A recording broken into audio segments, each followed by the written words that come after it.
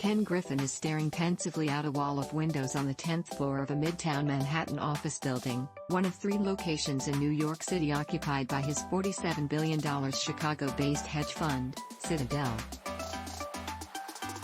It's early March. Vladimir Putin's mechanized assault on Ukraine has stalled.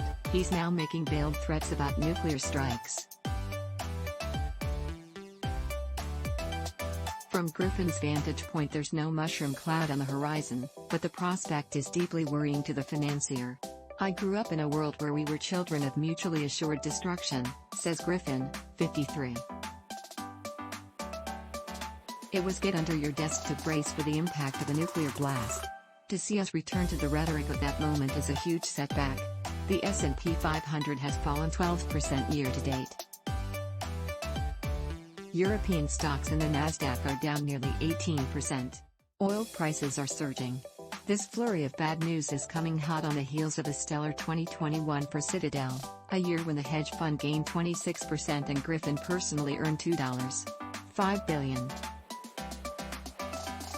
He's now worth $27.2 billion, but he has bigger things on his mind than the size of his personal fortune. The continued unfolding of this catastrophe in Ukraine is a giant unforced error by mankind, he says.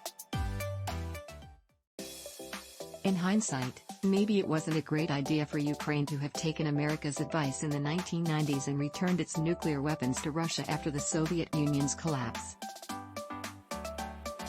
With NATO countries reawakening to the existential threat Russia poses, Griffin points to the obvious beneficiaries of rearmament, namely defense and energy stocks, both already trading at elevated levels.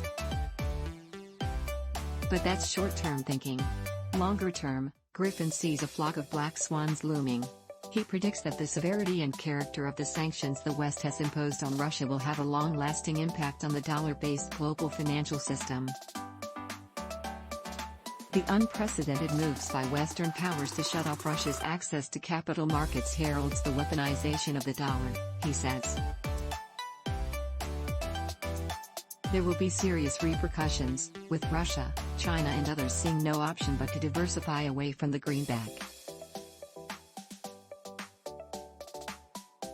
De-dollarization by a China-Russia-Iran-Brazil trading bloc could easily morph into the exclusion of American companies and investors from fast-growing markets.